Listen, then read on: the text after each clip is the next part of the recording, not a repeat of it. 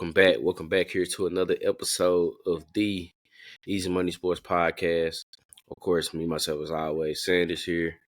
My guy Dupree here with me. What's going on, fella? How we doing? Man, bro, just going through the week. This week was a little, the week been a little slow, but you know Yep. what I'm saying. It's here, man. We at the end of the month here, at the end of February, getting ready to go into March. Um, where it's just a lot of things just ramp up a bit more. Obviously, spring training's kicked off in baseball. We've been going Yep. through that. It's nice to see that going on. We're getting ready here, getting closer and closer to the NCAA tournament for both men and women's. So getting ready here for the last little bit of the regular season to wrap up, and then going into these conference tournaments to where teams are looking to those who are on the bubble trying to make sure they can try to get in, those who can be those automatic qualifiers trying to get in and everything like that. So working up all that stuff and everything like that. And then of course, basketball, NBA, going into another month as they getting closer and closer to the stretch of their regular season too. And then of course, I mean the NFL, you had the Scout Combine today, kicked out today, man. Yep. Dog, them dudes is running, bro. Man, poor Chop Robinson ran a 4.48. Yeah. Dallas Turner ran like a 4.46, 4.47. These ends sliding right now. Man, bro. Some of them gonna have faster times than some wide receivers and running backs. It's crazy. That's I was scary. ready to say that. Like, you have some skilled players, some corners, some safeties, some running backs, some receivers who won't run a 4.48 or a 4.47. Like, that's tough. That's The game for speed. sure. Game speed is definitely different. Don't get it twisted. Game speed is different, but the fact that you're going to have some receivers that will not run a 4.47 and the defensive end did is tough. This lets you know how fast these boys are moving. For real, man, for real. But yeah, so of course, a lot to dive into the sports world, man. But really, this one was kind of more just basketball centric here for you for this episode. Mm-hmm. A real big hot topic that kind of sparked off last weekend was especially in college basketball, was the court storming issue. So for those who may not know, if you've been, in hiding or hibernation and haven't really seen what's been going on, but obviously it started last Saturday with the Duke and Wake Forest game, and obviously Wake Forest pulls out a huge win over then I believe they were ranked number 8 at the time, Duke.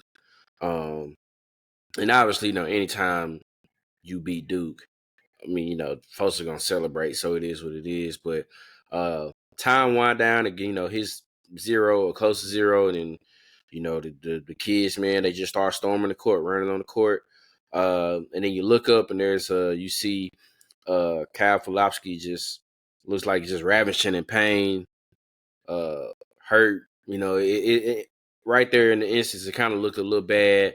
Apparently, it was just kind of just a mild little sprained ankle or something like that. Either way, he played the next game anyway. But it drew a lot of attention, a lot of criticism on each side and everything like that, and a lot of calling out on people and getting into the line of course you wanted to celebrate, but also you want to make sure you protect the student athlete, player safety first, and everything like that. So a lot of people had a lot of things to say. Jay Billis even got to the point time out. So if they do that, they need to be arrested. I don't know about that, but Yeah. how do you feel about the court storming? So I guess I would first thing I would ask is, are you anti court storming or are you pro court storming? I'm fine with court storming, man. I don't have an issue with it. When you have this college. This is part of what makes college athletics what it is. The big wins, the atmospheres, the environments, everything, all of that stuff encompasses what college athletics is about. It's the same thing in football. When there's a big win, Tennessee a couple years ago beats Alabama in Knoxville for the first time in 500 years, and the student section floods onto the field and they take the goalposts to the river. Like that's what makes it. That's what makes it what it is. That's the beauty of college athletics and college sports. So I don't have a problem with it. To answer your first question, um, I don't know what you say. What was your second question about? I guess really for this particular one, like, do you put any blame on anybody in particular, or is it a mix of both? Like, do you blame Wake Forest for not?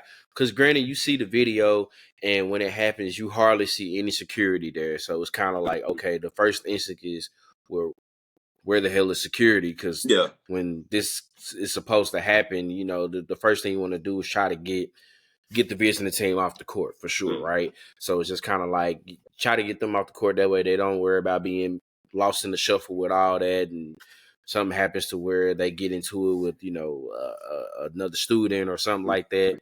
You don't want that to happen, right? But then it's like, okay, on the other side of it, like, what part does Duke and kind of Cal has with that? Because it's kind of like, all right, I think it was like a 4-point game, 5-point game at that point. It's out of reach. It was only like a few seconds left. Why were you still like in the middle of the court? So I guess, like, are you putting more blame on one side or the other, or do you feel like it was a mix of both? I think it's just unfortunate circumstance that it.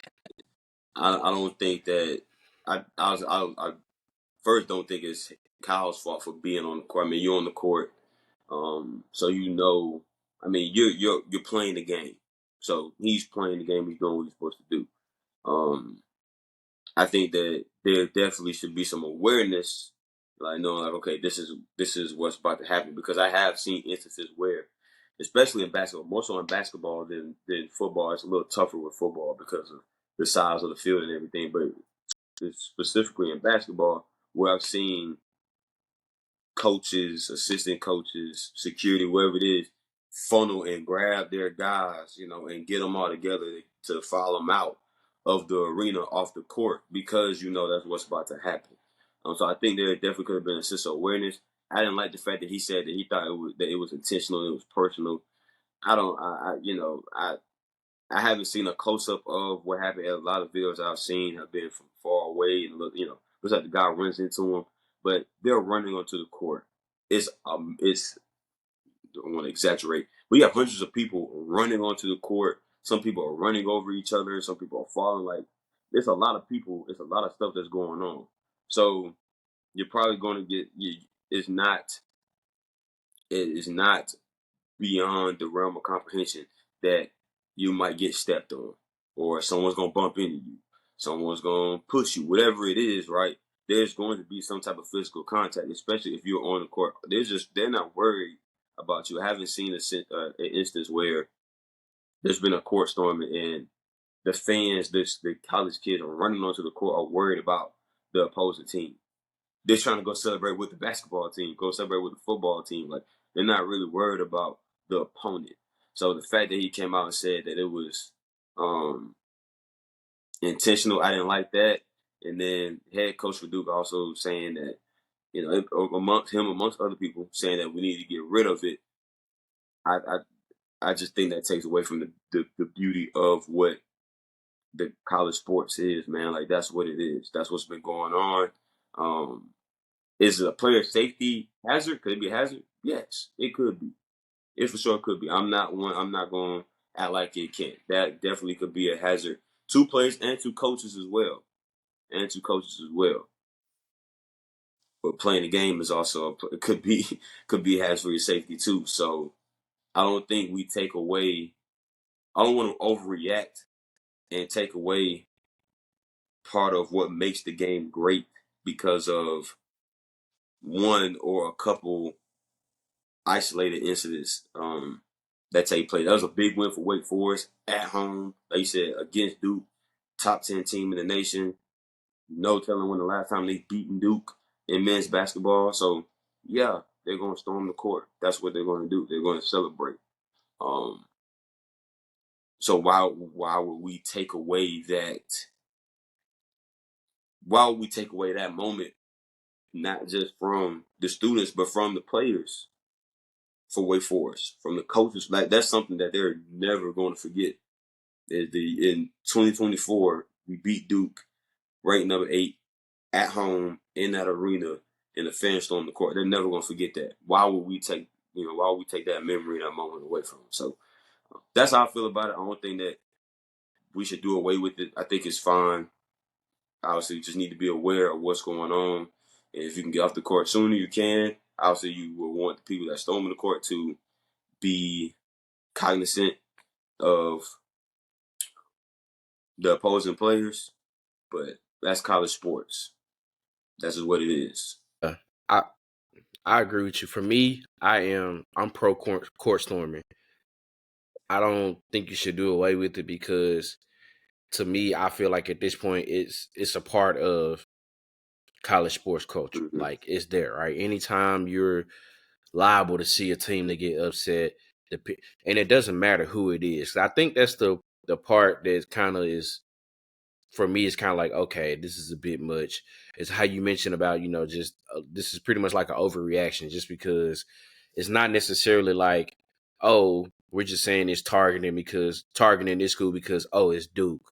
Mm-hmm. Like it's plenty of other schools who are ranked that's been ranked in top 3, top 5, top 10, or just a ranked team in Mm-hmm. general, and there's an unranked team, and they go and after an upset win, there's a court storming or there's a field Yeah. storming. Like it happens now. Now I get it to a certain extent. Maybe are some of them a bit much. I guess kind of sort of because I mean I think it's obviously if it's kind of like if you were like a 10-point underdog and Mm-hmm. this is the number 2 team in the country, they're in your place, woo the woo, and somehow, some way you pull out the victory. Yes, by all means celebrate.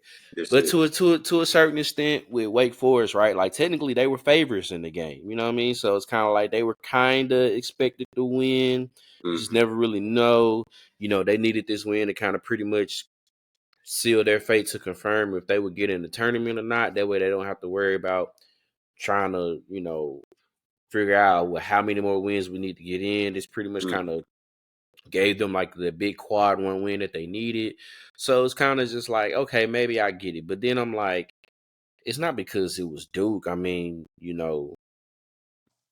I think that would have happened if Wake Forest was playing North Carolina. I think that would have happened if Wake Forest was playing, um, if they were playing a Houston, if they were playing a Kansas, if they were Mm-hmm. playing a Tennessee. I mean, I feel like whoever they would have been playing at that moment, if they're sitting there unranked and it's a ranked team and it was at home and they would have won like that, I think that would have happened regardless. So I don't necessarily think that they were just as targeting Duke or y'all are just saying this because it's Duke and y'all hate Duke. I'm a North Carolina fan. Yeah, I might say. I love to see Duke lose at any time, but not Yeah. to the expense to where a player could get hurt. No. That not yeah, you know what I mean? Not to the expense of that, right? So it's kind of like if you don't want it to happen, you should have just won. But you didn't. And it's Yeah. okay because you're not going to win every time. Like if I'm not mistaken, I think they lost earlier in the year to Arkansas and they stormed the court. So, So I mean, what's the difference now between there and this one? Obviously, the difference is that you had an incident to where Kyle gets hurt or yeah. anything happened, but could have security been there a little bit more aware of was going on and could have been making sure that they got out the court? Yes. But it's kind of like what you said, right? I don't want to put the blame on one side in particular. Like I saw Seth Greenberg, who was a former coach in the ACC, so he know how it was. He mentioned how he kind of put the blame on the Wake Forest administration. Like y'all should have known this is probably gonna happen. Y'all were favored to win. This is a big win that y'all needed. Y'all should have had like extra security. Woo, woo, woo. Who's to say that even with that still wouldn't have happened? Yeah. And then what Jay Billis said. I usually I agree on a lot of stuff he says.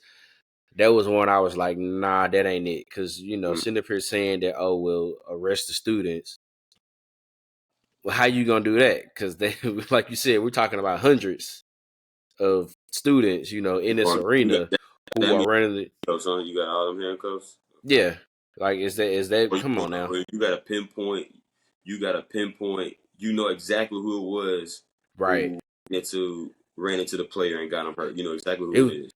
it was that kid. He had on the blue and yellow, black and yellow shirt. They all did. All, I mean, or all of them. black and gold. Yeah. All He was of in he was in hurt. section 101. They all Yeah. that's the student section. I mean, Yeah. Exactly. With who? With you going everybody? That's what I'm like. So that doesn't even what man like that makes absolutely no sense to me at all. yeah. So So I can't blame it necessarily on one side in particular. I think it's slightly a bit of both, but kind of also what you said. It was just unfortunate that mhm,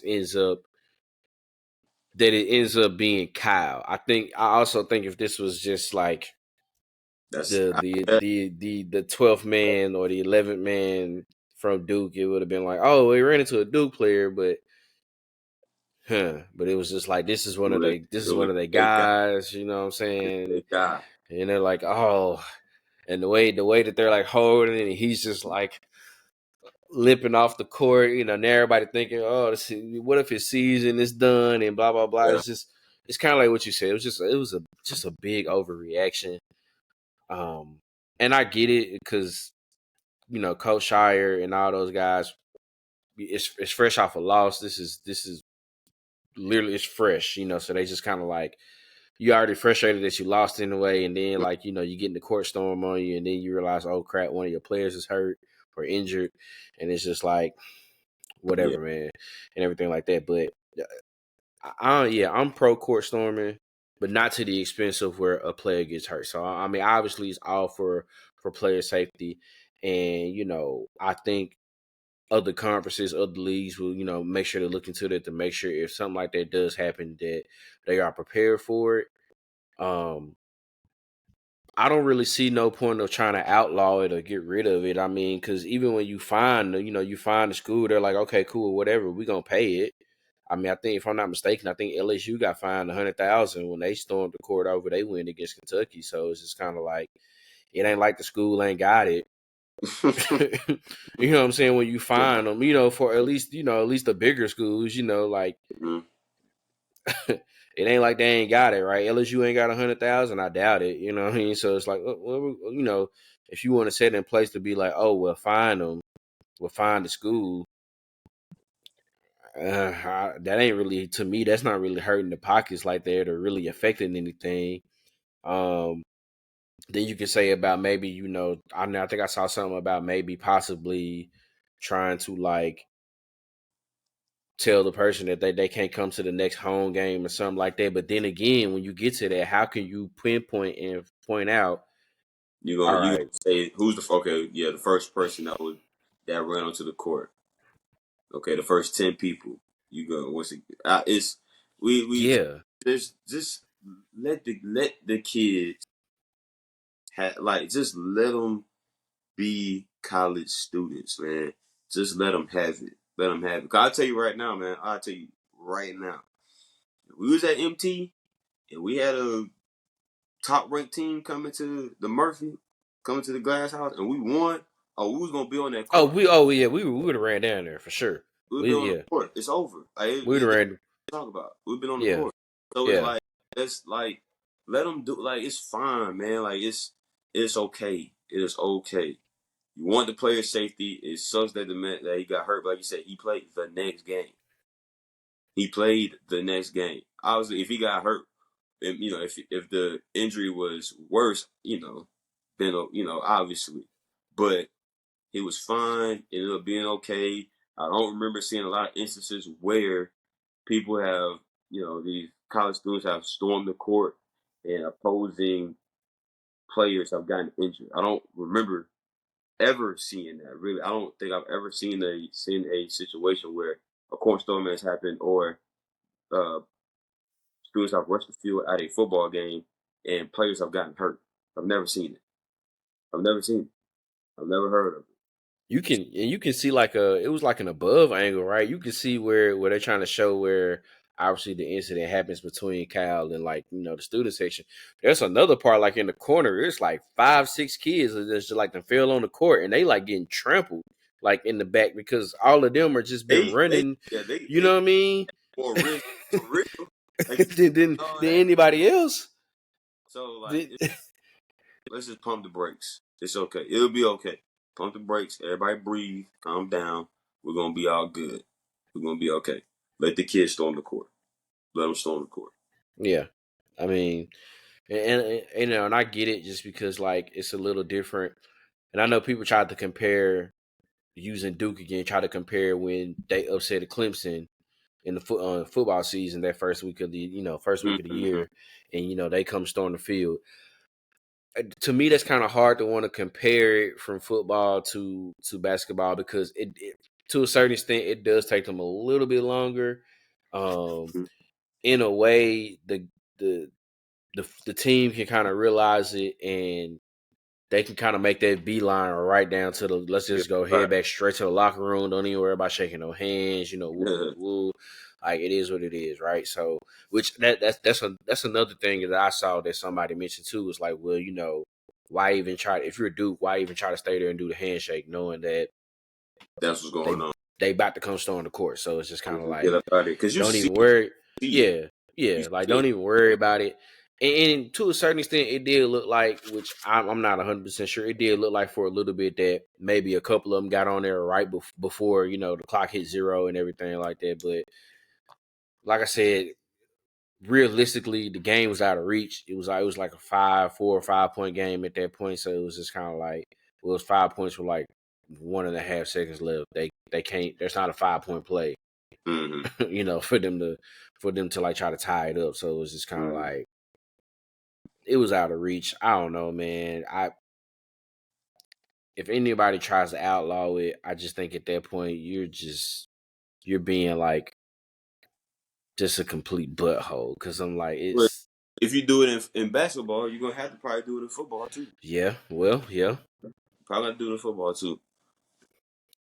It's less frequent in football, but you probably have to do it in football too. So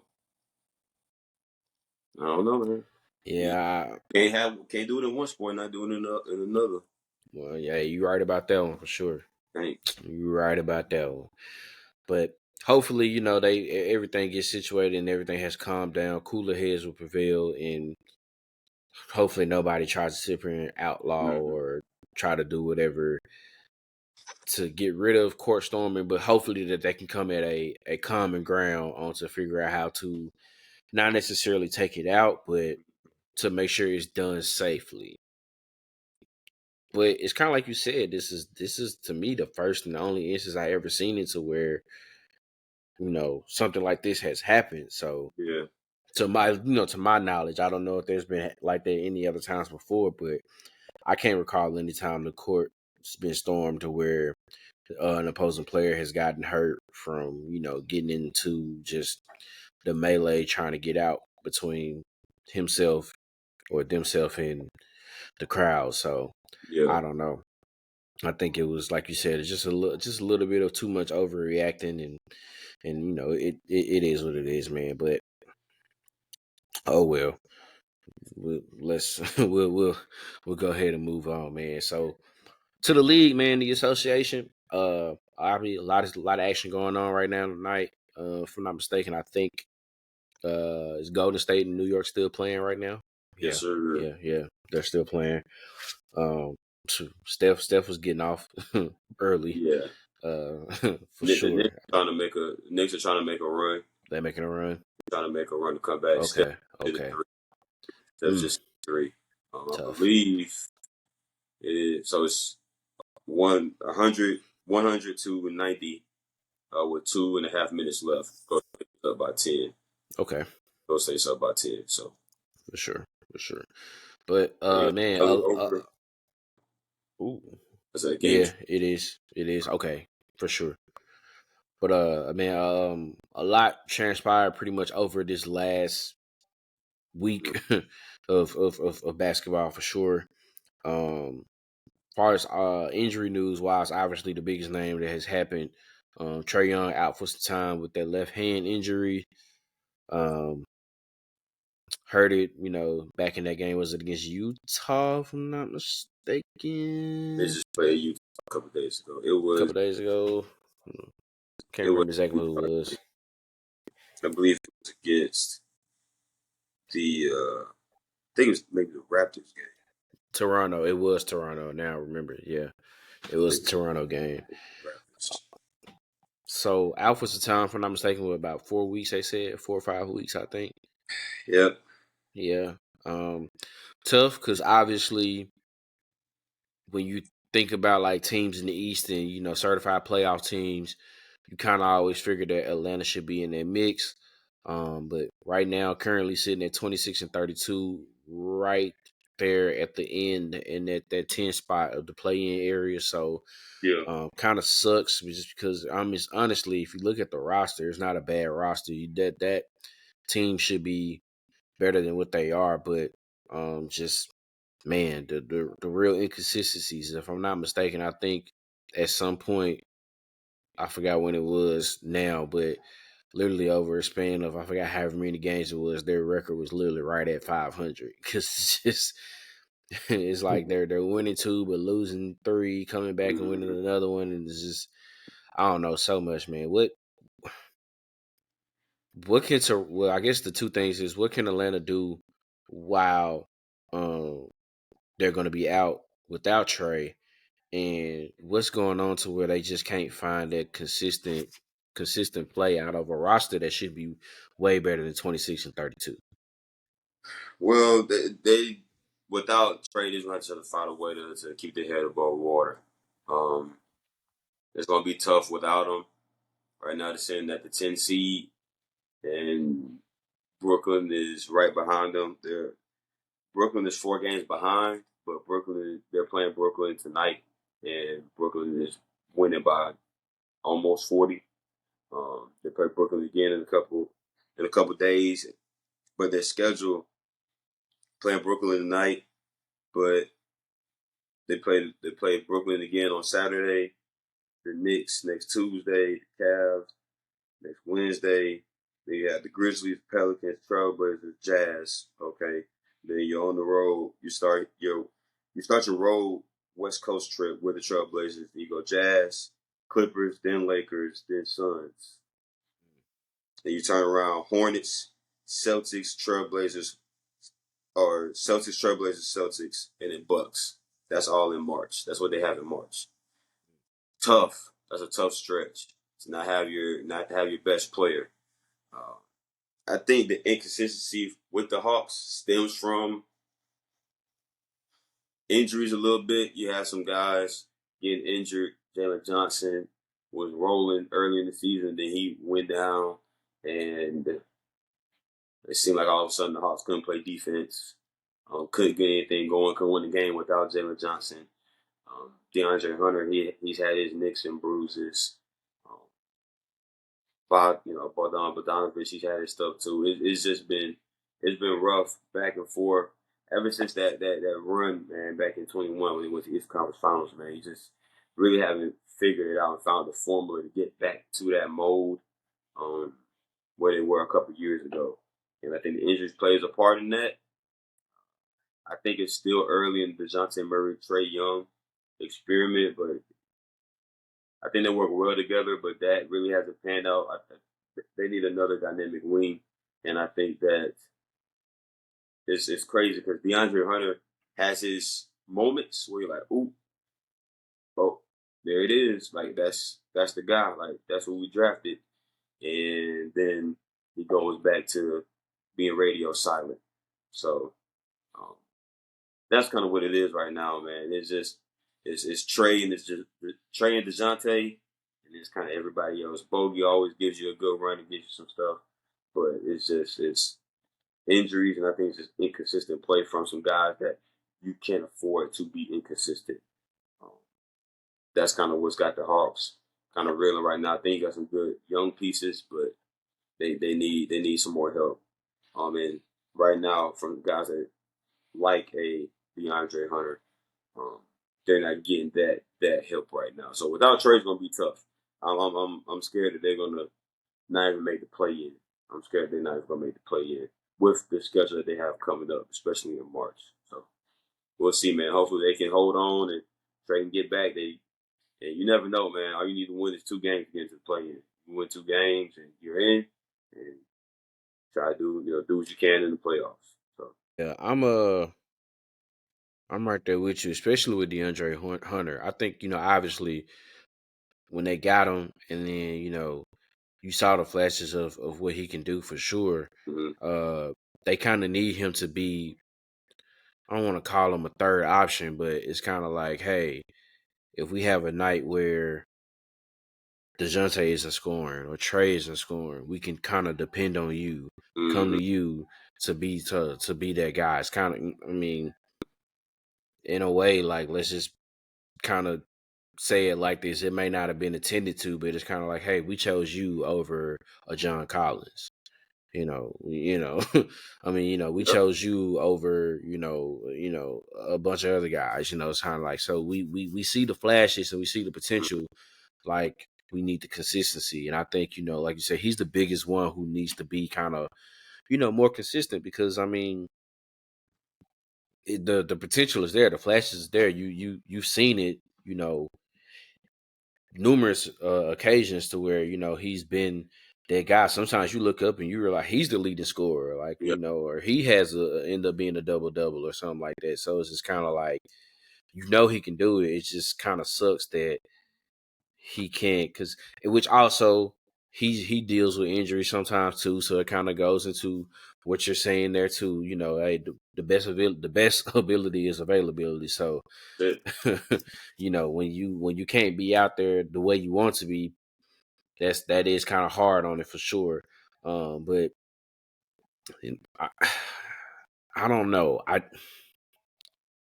I think they can right the ship to still kind of stay in the play in. Like I know Brooklyn is kind of right there on their tail, but Mm-hmm.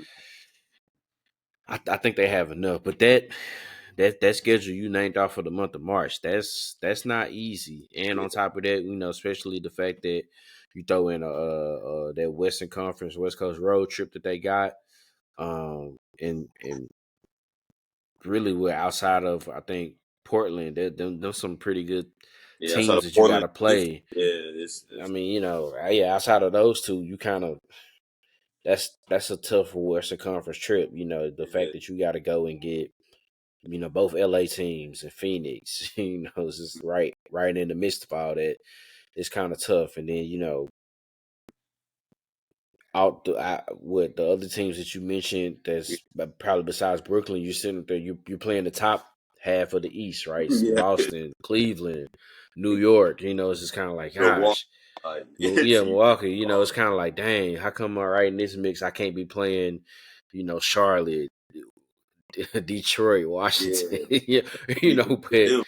We well, yeah, why we can't get them? It's like, man, you gotta, and that's pretty much saying all that time there's going to be no trade there. So, yeesh, I don't know. I think they'll have enough to hold on for it, but it's gonna be tough, man. It's gonna be tough, but I think they got enough to hold on for. It's just the other guys just got to step up, man. This is when you need, like consistently. You can, like you said, you can't count on Bogey for sure, but this is the time where you need DeAndre Hunter to be that mm-hmm. consistent go-to player on the wing for sure. Where you Need need it. those other guys that you got that's that may not have that many minutes or play as much as they would normally do when you have Trey in the lineup to come in and show up and show out for the guy. So that way when he gets back, it's kind of like as long as they're right there in the thick of it, We're gonna be all right. he'll do what needs to be done. The Johnson will do what needs to be done just to make sure. All right, I know we've had a rough season, not the way we wanted to really be, but we right here in the thick of it. Like you said, all you need is two. All you need is two, especially if they're right there in that 9-10 range. All they're gonna need is two, and you know Good. For what's everything was what it's been worth and how up and down it's just been for them getting into the playoffs in a way. Like I know we don't really care about. I want to talk about more victories, but that's to me that'd be like a successful season. Just the fact of having all of this going on and Yeah, hearing about the trade rumors with with Dejounte and man. that constantly going on, and then obviously now with Trae being hurt, so it's just kind of like all of that happens, and if they just get to the point where they make the playoffs, I mean that's solid. That'll to me that'll be solid for sure. Yeah, no doubt. No doubt, no doubt. Man, then you over in the Western Conference, right? So last night, the Joker, Nikola Jokic, gets his fourth straight triple double. Denver gets a 117-96 win over Sacramento last night.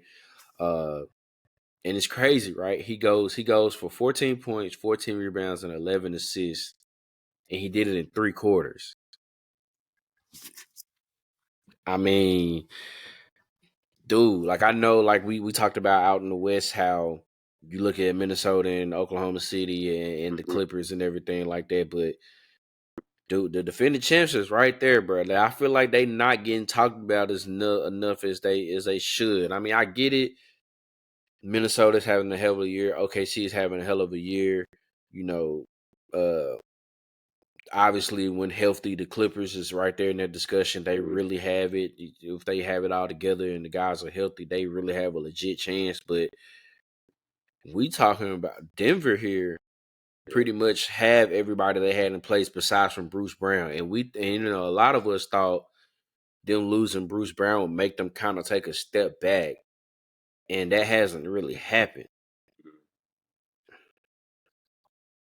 They're showing that championship pedigree, and I think that the Nuggets realize they don't have to be. It'd be cool for them to be number one seed. They don't have to be, but also like they are right where they need to be to where I believe they're only like a game back. Like I don't Yeah, think they are off. Like maybe a no, game. they're not actually. I think no more Denver, than a game they're, and a half. If they're 2 games back. okay, They're 1.5 games back out of from OKC. And OKC is a half game back from Minnesota. So that top three, and then the Clippers are right there. The Clippers are 4 games back from Minnesota. So that top four is really that race is really really tight, and Denver is right there. Like they're right on their heels. So they're just doing what they need to do. They're winning basketball games, winning them late. Um, and like you said, no one's really talking about them, but they're going to be tough. They're going to be a tough out. Whoever beats them, 7 game series, especially if it's before the finals, you gotta give props, man. Like the way Joker is playing before Joel Embiid got hurt, I believe everybody believed that he was the MVP up to that point. 4 straight triple doubles is crazy. 14, 14, and 11 in 3 quarters is crazy. Right now, he is stamping it. He is stamping it that he is the league MVP.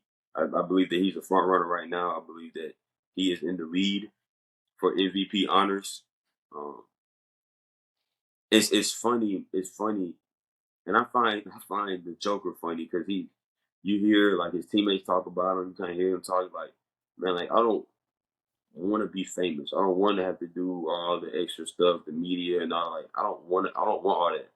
I just want to play basketball. And I can respect somebody that's just like I just want to play basketball. And then he goes out there and he's busting everybody. Like can't nobody can't nobody do anything with him. Like I just want to play ball. I don't care about nothing else. I don't worry about fame, the money. Like that's all cool. I don't want any of that. He probably wants his money. I don't want to speak for him. right, Get right, right, right. pretty sure you want his money.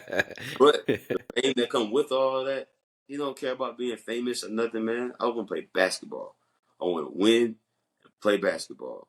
And he is out there giving everybody a business right now.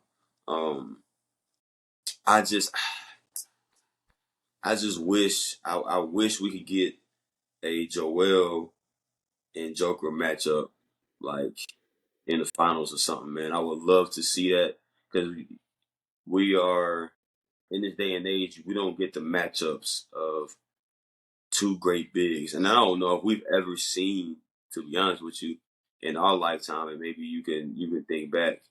I don't know if we've ever seen a matchup in the finals of the best players on both teams being the big men, like being the centers. Like I don't know the last time we've seen anything like that. Like you might have one team where in one finals, or Orlando plays the Lakers. Dwight Howard is the best player on Orlando by far. Kobe Bryant. Okay, nothing else to talk about, right? You even talk about. I mean, Dirk Nowitzki isn't a big man, but Dirk Nowitzki is a power forward.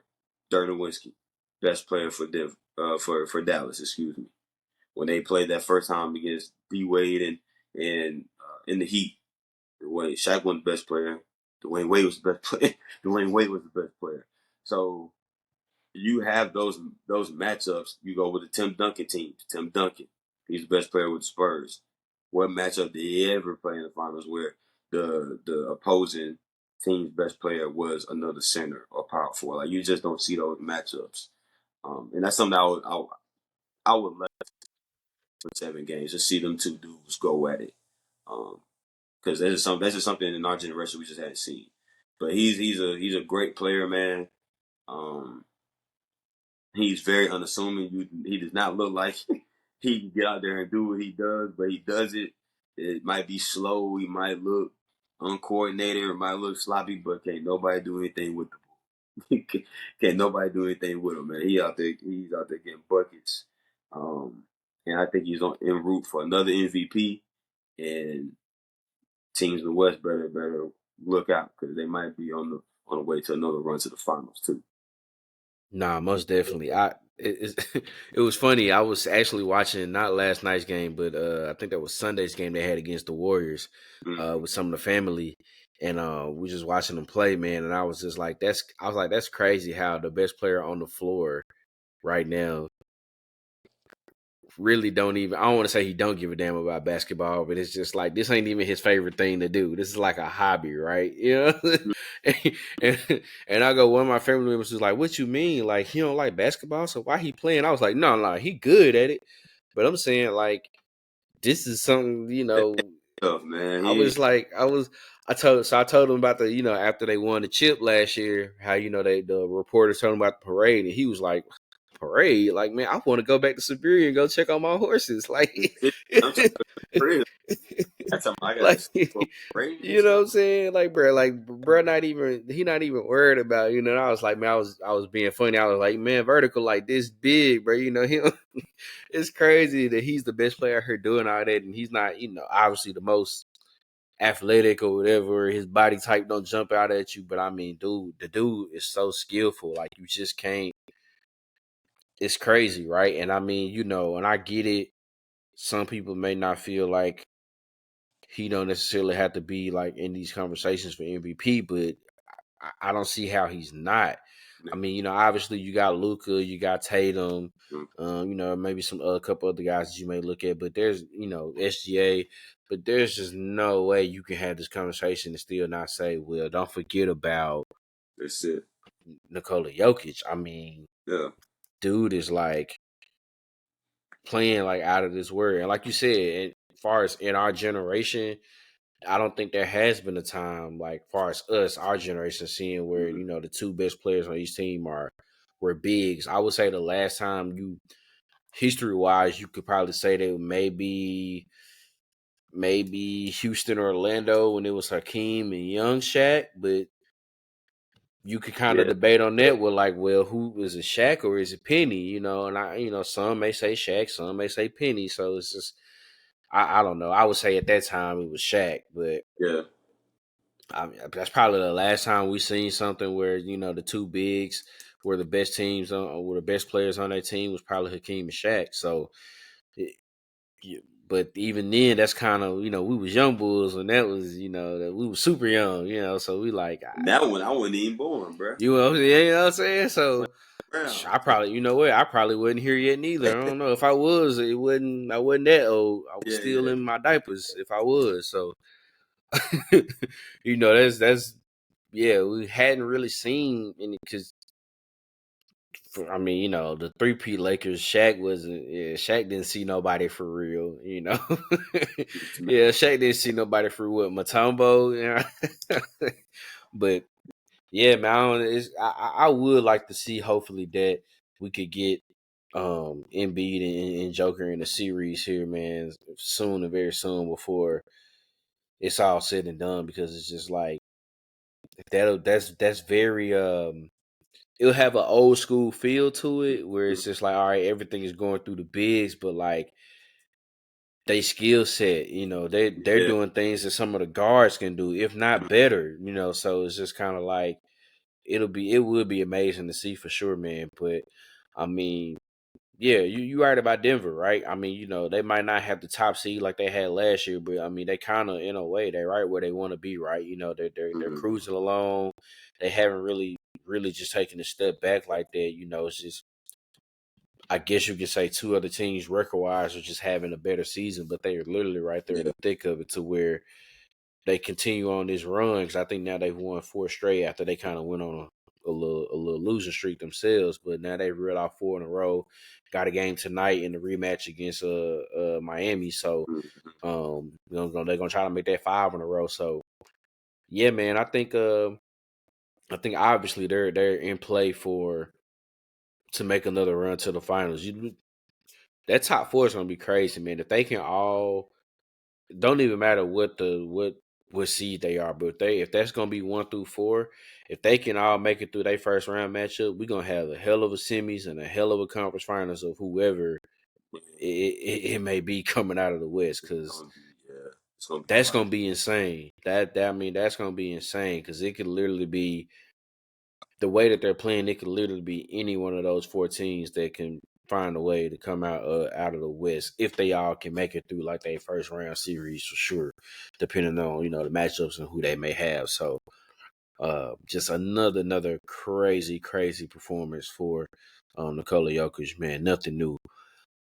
And then you want to talk about crazy performance. The Los Angeles Lakers last night, man, going into the fourth quarter or early in the fourth quarter, down 21. I was like, you know what? The Clippers got it in the bag. I'm going to bed. I wake up, get myself together. Once I got Naomi together, I take the phone off, do not disturb, and I look in the Goonies talking about some, yeah, bro, Lakers walk them boys down. I said, wait a minute, what? Dude. 16-112, Lakers beat the Clippers. LeBron James, I mean, man, just adding more stuff to the to the repertoire, to the story of one LeBron James. 34 points, 19 of it coming in the fourth, including 5 3-pointers. He had a season high 7 3-pointers. They just, I mean, dude, they just blitzed them. Went on a crazy run just to come back and to get the dub, man.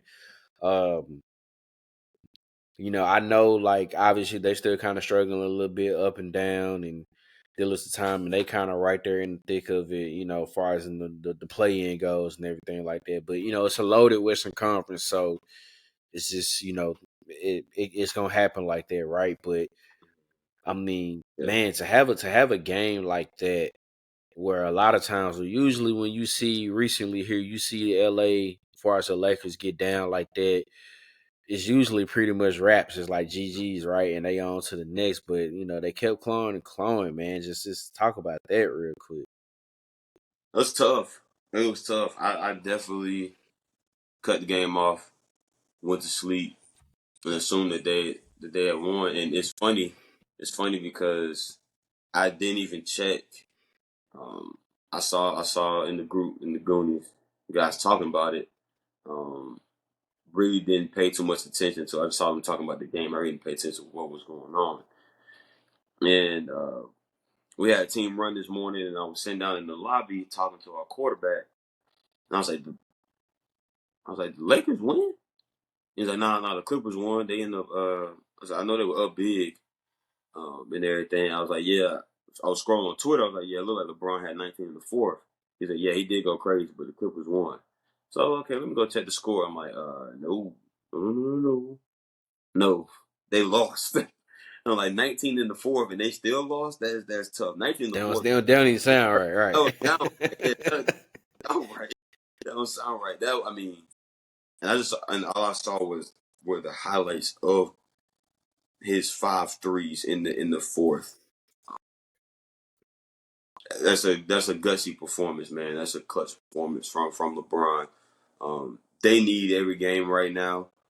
They have not been playing great basketball, and to beat a surging Clippers team, you were down 20 points, 21 points in that fourth quarter, and to come back and win that game, technically on the road, technically, but regardless, to win that game in the fashion that they did, and for LeBron to come through the way he came through was definitely big for the Lakers for their season. Like I said, they need every win.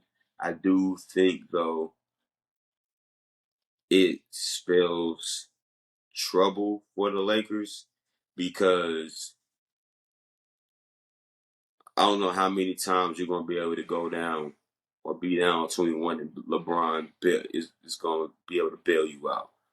Um, if they were to play tomorrow, if the Lakers and the Clippers were to play again tomorrow, you have the same scenario, down 21 points in the fourth quarter. I guarantee you, the Clippers win that basketball game. I guarantee you that they win that basketball game. It's just not.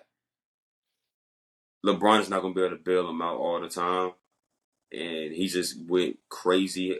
Got hot and couldn't miss from three, and that's what got him into the game and ultimately helped them win the basketball game. But you can't be down 21 going into the playoffs. You can't be down 21 in a playoff game and think that, oh yeah, LeBron, all the time. Because the Lakers have had trouble with being down, giving up these all these points and stuff in particular quarters and everything. So they got to figure that out. They got to figure that out because if so, they might not make the playoffs. They might not.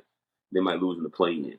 Mess around with the Warriors or mess around with some of those other squads that are right there in the thick of it too. So great performance by LeBron though. I don't want to take nothing away from him. That was a great performance.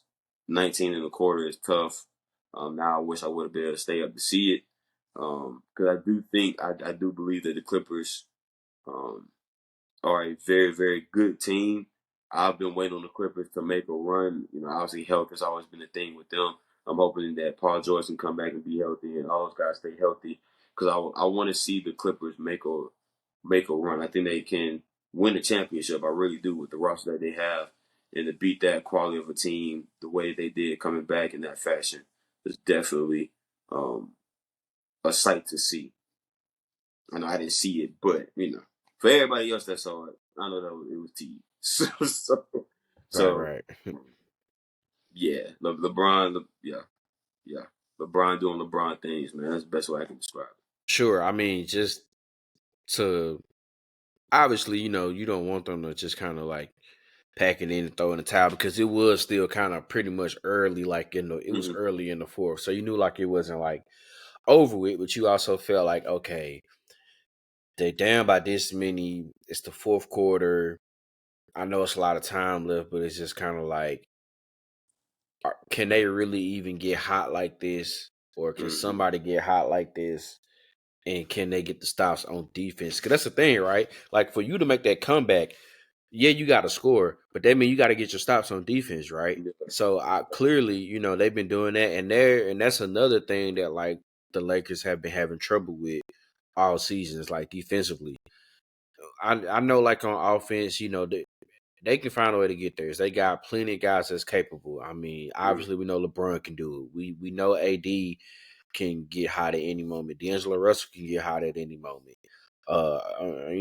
It's a plethora of guys. We seen Rui have a couple of games where he Mm-hmm. he gets off. So obviously we know offensively they got guys that can score in bunches, make shots, and everything like that. Their trouble has really been on the defensive end because it's kind of like sometimes they just seem like they can't stop a simple elevator screen or pin downs, curl. You know what I'm saying? They just out of bounds plays. It's just kind of like just very lackadaisical, or they turn the ball over, and it's just like, well, now you're leading into easy transition points for the opposition, Yeah. and they're just not being able to do it, or like when they are not really being able to score, guys not knocking down their shots. If it's nobody but AD and LeBron scoring, but nobody else knocking down their shots, and then they still having the lapses on defense, that's where the problem has kind of been lying with the Lakers. So, but like you said, right? They did it. They found a way to get the stops on defense. They continued on with the scoring. Of course, obviously that was led with LeBron doing what he had to do, and I think, like you said, I didn't see it live, but kind of looking at the comeback of it, and I think maybe about a third that third three he made, you were kind of like, okay, they might have a chance. And you see the league go from 21, 15, 13, 11, 7, okay, 4. It was like every time. And then, obviously they had some moments in there where you could see like LeBron, passing it out to D'Angelo Russell, passing it out to a Hachimura. Like he was, obviously it was more than just him just scoring too, but that led the way. And it No. was just like it was just it was a vintage LeBron performance, bro. I mean, it was, you had your scoring, you had your playmaking ability, the passing, obviously them making the stops on defense. Um, Even when they grabbed the lead, right, and they had the 2-point lead, like they made a big stop to make sure that Kawhi Leonard didn't hit that bucket, to tie it up, and then just the outlet pass out to Cam Reddish to kind of seal the deal. So like even then, like obviously it started on the defensive end for him, and that's what that's what keys a comeback. The fact that when you started right there on the defensive end and then you started just chipping away, it wasn't like they were thinking. I'm pretty sure they weren't like, oh, we can't get all these 21 points back, like that. But okay, hey, let's get it down to 15. All right, we got it down to 15. Let's get it under single digits. Okay, we got it down to 9. It's like, all right, now we got a chance here, and it was, they had plenty of time to look forward. So, um, I think that's one thing that nobody shouldn't, lose sight of, the fact that yeah, they made the comeback, but in order to make the comeback, you got to get stops. So for them to to get those stops like that was very, very, very important for them to get it, because I mean, they like we talk about how loaded their Western Conference is up top, even from even the fact when you look at it from what maybe like the fifth or sixth seed on down, it's not much separation there neither. But that's a lot of teams that you may have to try to jump. So every game is utterly important Mm. for the Lakers. So um I think that's kind of big that they were able to at least get that one, because that could be a difference of them being a 8 seed, a 9 seed, to where instead of having to maybe play 2 games just to get in, they just possibly could just play that one and get themselves into a 7 seed. And we saw what they did last year. The fact that them getting in the play in and getting to a 7 seed where they knocked off Memphis. Then the next thing you know, they knocked off Golden State, and boom, they're in the conference finals. And just obviously ran into a juggernaut of a Denver team who was poised, but you just you never know. All it takes is something like that, like a win last night, to where that turns something around for them, to where they can, I don't know if they have enough to jump up into the top 6. I know, granted, they're not that separated from them, but you know, could they jump Dallas? I don't know. Like I think, isn't Dallas in like that 6, 7 spot right now? Dallas is in 7, so Yeah, 5 through 10 is separated by 3.5 games. that's tough. And I mean, unless they end up playing each other, but I mean, do they have enough to jump up in front of Dallas? Do they have enough to jump up in front of who's in that A spot? Is it Sacramento? Sacramento, Uh, they're is it separate though. Sacramento? Sacramento has a 2 game lead on them. Dallas has a 2.5 games. It's doable, but I don't know if they have enough to really jump up in front of them, just because of Mm-hmm. Same thing. How we kind of talk about with Atlanta. Same thing with them is the inconsistency. Sometimes it's just kind of like that plus the injuries. I mean, they dealt with a lot of injuries too. So, Mm-hmm. um, I don't know, but virtuoso performance from LeBron James, great win for the LA Lakers. They needed that, and obviously they can kind of talk a little bit more bragging rights, talking a little bit more cash, and be like, Little bit. we still the better LA team and everything like that, and blah blah blah. But Mm-hmm. now, that speaking of that, yeah, did you hear about the Clippers? They had as far as like their new stadium, right? It's pretty much up. It should be opening up next season for them. Into a dome, right? Into a dome. Yes, Yeah. yes. So they have a section to where they just call the wall. It's supposed to be like I think like 25 or 30 something rows, or where that area is just gonna be like strictly for Clippers fans. Like no one else can sit there but Clippers fans. So I guess in a way like I don't want to like a glorified student section. Yeah. Okay. How do you feel about that? Like I never really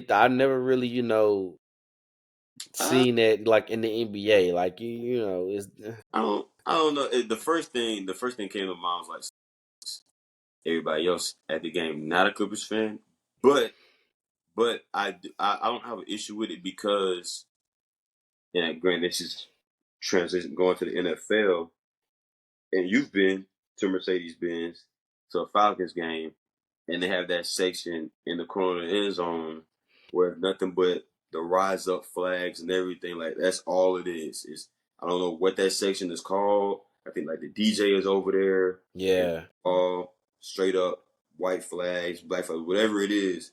That's that section. Um, and so I think that's a cool. I have no issue with it. Like I've actually been like, dang, like what I gotta do to get over there? Cause them folks turned over there. they Um, turned. yeah. So I don't think that's an issue, man. Steve Ballmer, man, he's all in about his Clippers. The owner for Los Angeles Clippers. He's all in. He's bought in, and he loves that team, loves the organization, and so whatever he can do to help the fan experience, to continue to help build the brand for the Clippers, I think he's willing to do it. And he, like I said, if you watch him during Clippers games, man, like he is into it. So he's Right. one section. He wants a section where like, yeah, I want the same fervor and fire that I have for the Clippers. I want those people that's like that. I want them in that section. That's why I want you, and be as rowdy and as crazy as you want to be in there within the rules. Be as rowdy and crazy as you want to be. So I don't have no issue with it, man. It's man, look. There's some places that probably need something like that. Um, there's some squads that probably need some stuff like that in the NBA. So it's all good. That's it. I think that just speaks more to Steve Ballmer and his personality and his love for the Clippers and for the organization. They. For sure. Yeah. I'm just interested to see how it would look like in person. That I think Yeah. that's I they got like a little commercial for it, but I just want to see okay. like how it would be in person. I think they're supposed to be getting new uniforms too. I think they're changing look Yeah, I ain't how gonna the lie. uniform's supposed to look. Throwing me off. The whole ship with the I don't know.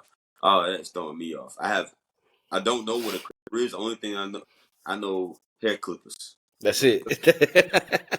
clippers for his That's fade. it. You know that. That's it. That's the But only Clippers I know. that's it. Outside of that, I have no clue. So the whole logo change is like a ship, like a big ship or something like that. It's still like the LAC, Yeah. but in the middle of the sea is like the ship with like a compass. I gotta read. I gotta go back and reread the whole deal, but don't get that.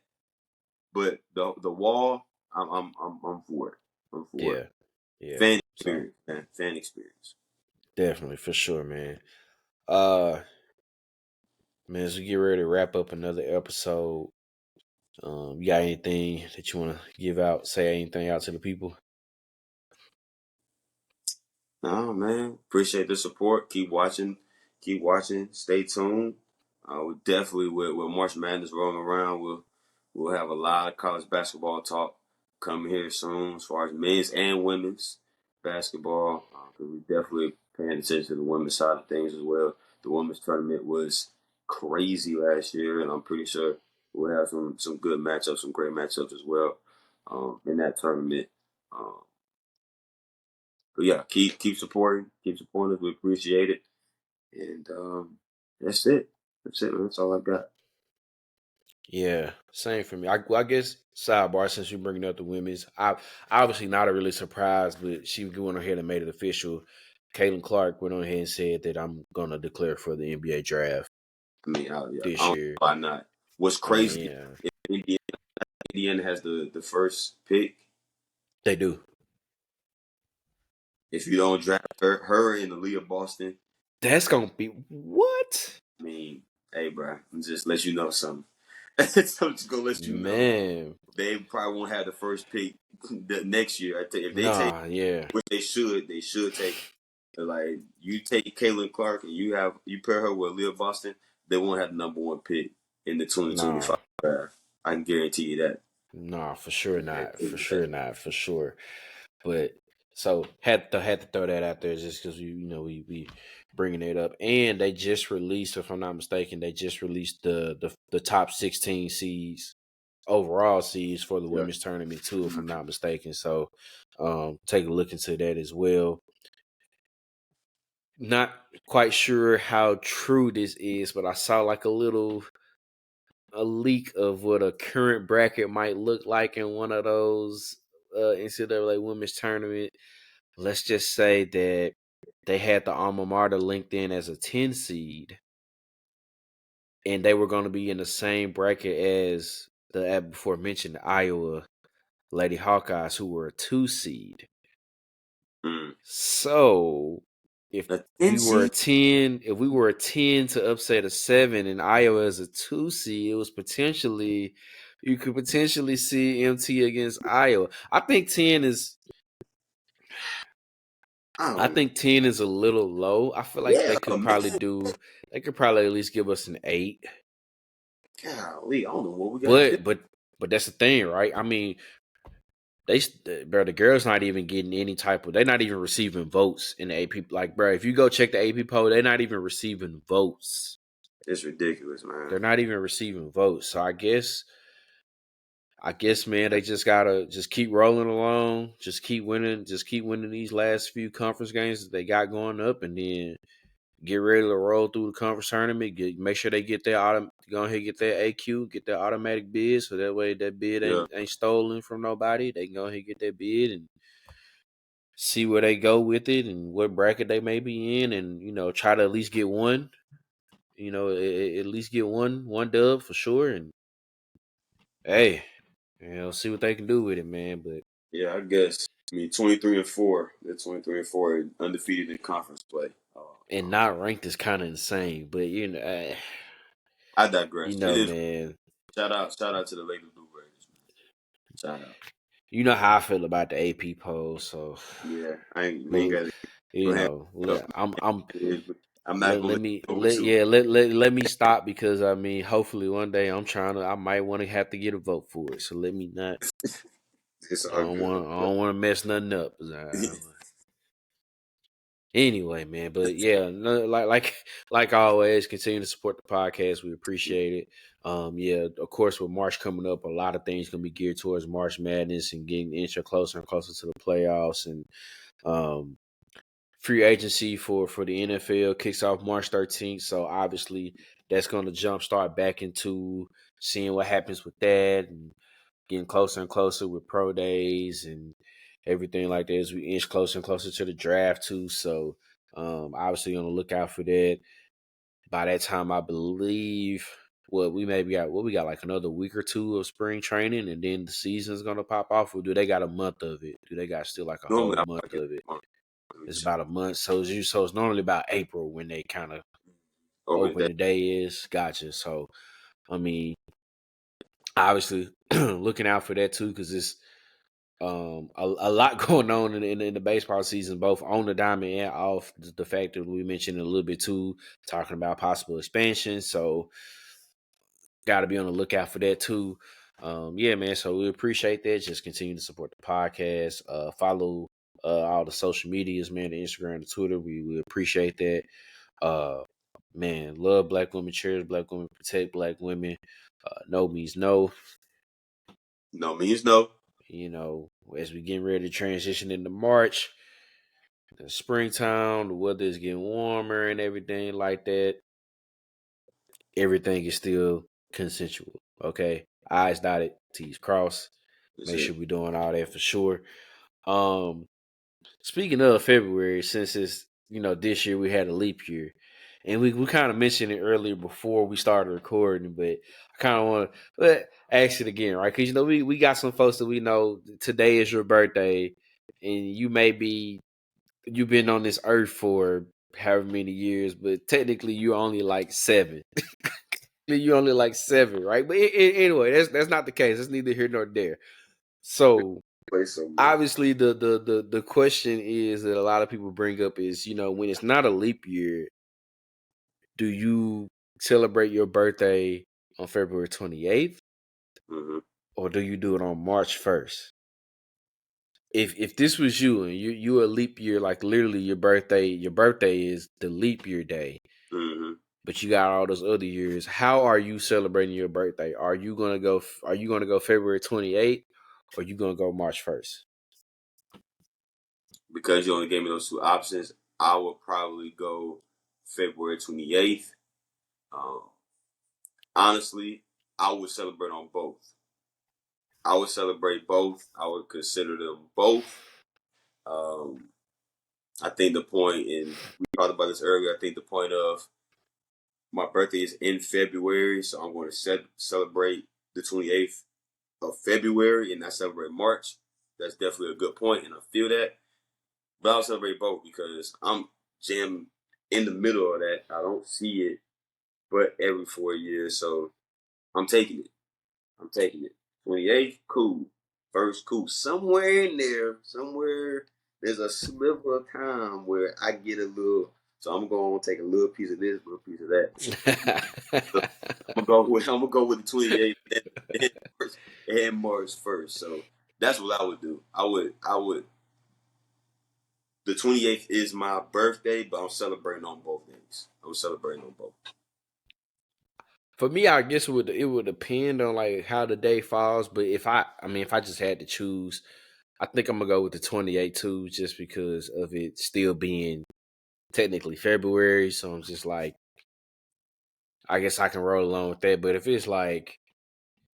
February 28th is ended up being if it's not a leap year and it ended up being a Thursday or a Friday, I'm celebrating both days because I got that whole weekend I'm, to like turn up for sure. I was that's celebrating that whole weekend. probably weird too, man. Like when it's not a leap year, it's like it is, but it like and you know as you get older, you find ways to deal with it. But it's like it is my birthday, but also like it isn't either. Like that's a weird circumstance. So That has to be annoying. That might be top 2, top 3 worst birthdays to have, maybe. yeah, so I definitely for everybody whose birthday is today, February 29th, like on February 29th, happy birthday. Celebrate, do your thing. Go crazy. Not too For crazy, sure. leave, but go crazy. Do your Yeah, thing.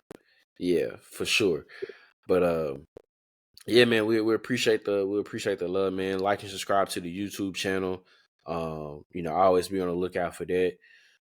Shoot, and that's really it. That's all I got for that, man.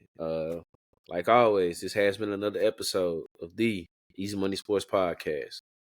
Peace.